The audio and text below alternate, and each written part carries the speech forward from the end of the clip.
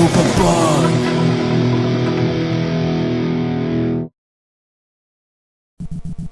Welcome back everyone to another Tennis NRG, the first of 2018, and this is Passing Shot on the Amstrad CPC. Nice little jolly tune here playing. It's the only kind of music you actually get in the entire game. Probably the best audio in the entire game as well. Everything else after this is just little bips and tips and blips and all that kind of stuff. It's got the reminiscent of the original arcade title screen there. In fact, it does look like a bit like... it tries to model itself off the original Sega 16 arcade in 1988, also known as Center Court, I believe, in Japan, the original game. But it was ported to many systems in the same year. Amstrad Spectrum, Commodore Amiga and ST, I believe. And all this is kind of very familiar to the original arcade. You get basically 4 matches, but this is the unique thing. You see that? This is why I'm focusing a little NRG on this one, because I think that is quite an interesting concept and not one I'd seen before. Doing a little bit of research for this video, so I looked back into the original Sega arcade version. And yes, it does do this. It looks like a traditional tennis game, you know, from behind one of the players in front of the nets. Looks like you're going to go where the service is like this, into the serve, and bang, goes into a bird's eye view, which is an interesting little thing to do. And this is a concept which I think would work. I mean, it's actually quite enjoyable on the original arcade version, and given time and a lot, and I mean a lot of patience, it's actually quite good on the Amstrad as well. But unfortunately, as you can see, there's something that seriously lets it down, and that is the speed of everything. Everything is running in slow motion, unfortunately. Sometimes the ball seems to pick up a little bit of pace, but your players, I mean, the movement of the players is absolutely lethargic. But there are good points about it. I mean, you can perform 4 different types of shots: backhand, forehand, lob, and a spin, whereby pushing different directions on the joystick when you press your fire button, which is a nice little touch.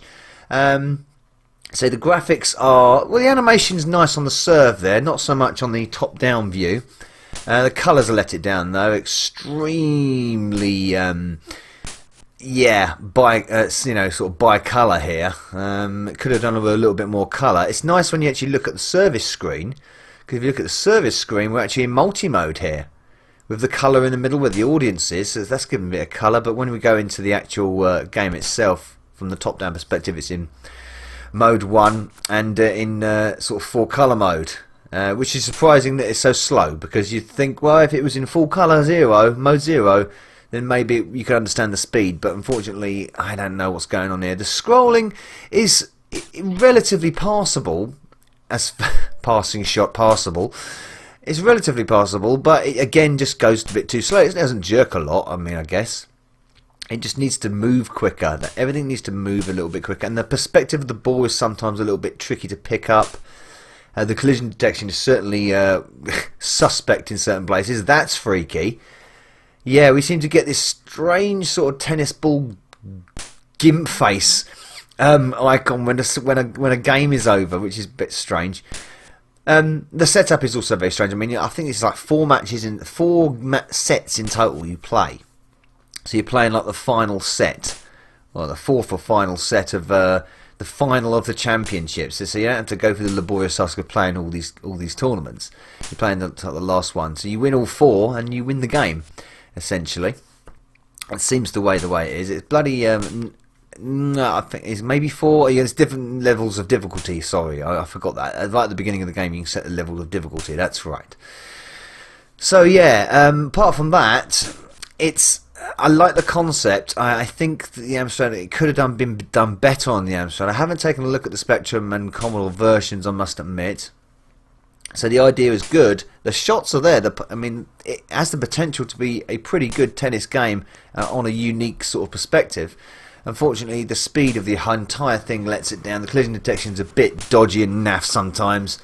There's a lack of sound. It could have been, you know, had a nice sort of tune at the beginning there. Maybe a tune playing or some sort of extra sound effects would have been nice.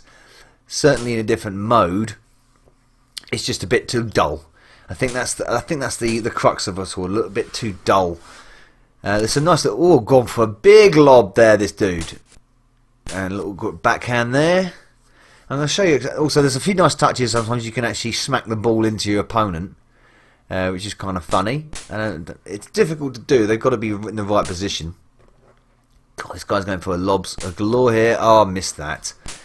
And it says ace for some reason. There was synthesized speech on the original arcade version. That would have been kind of cool to have in the Amstrad, but I don't think they would have gone down that route. Or is he going to go... Oh, yeah, you go. Body touch, yeah. Smacked him right in the face. Sometimes they even fall over, which is kind of funny.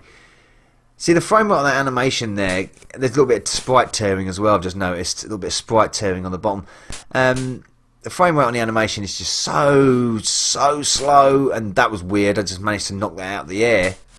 Have I got that point? Oh, he's managed to knock it back, little son of a doy. Oh, missed it. Oh, no, I haven't missed it. Got it up on a lob. Coming down. Oh. I think that tennis ball would be moving rather faster in real life. It's the slow motion tennis ball. Yeah, it's a damn shame the players move so slow as well. I suppose if they... Oh, I completely hit that out, didn't I? I suppose if they moved any quicker, you know... Oh, that face freaks me out a bit. Later on, it starts grinning and smiling and pulling faces as well. Not just a smile. So we got the anthropomorphic, creepy clown tennis ball sponsored passing shot. As you can see, this one's not going to be in my top 10 Amstrad games, Amstrad tennis games, should I say. It's not going to be in that. I don't know what I'm talking about. I do a top 11. I don't know why I said top 10 there. Just ignore what I say. But then again, most people do, so that's fine. Nice little backhand there. Oh, short backhand. Has it got him? Oh, he's dug it out. Double bounce, I claim. No Hawkeye in here. That's got him. That's got her. Yeah. There you go. The classic passing shot right there. Let's see if I can get this game. And then we'll wrap this up. We're not going to see out the whole set because honestly I'm going to take out 20 minutes of your day if I do that. Because of the slowness of it all. Like I say, this could have potentially been a nice little game if the speed was picked up a bit and maybe a little bit more sound, maybe a little more detail going on in the actual core of the game. Because that's nice. I like the behind the player's perspective. Again, lacking colour on the bottom, but they've gone for sort of like a higher definition on the sprites, I'm guessing. Alright, gotta get this last one in. Oh, he's knocked that out. That's it. Yeah. Oh, look, he's pulling fucking horrible faces. Oh. So there you go. That's 1988 passing shot on the Amstrad CPC by Imageworks and Mirrorsoft, and released by Mirrorsoft, I think, as well. Yeah, it's a pretty average tennis game. Good ideas, but not implemented to its fullest potential. Cheers. Novabug out.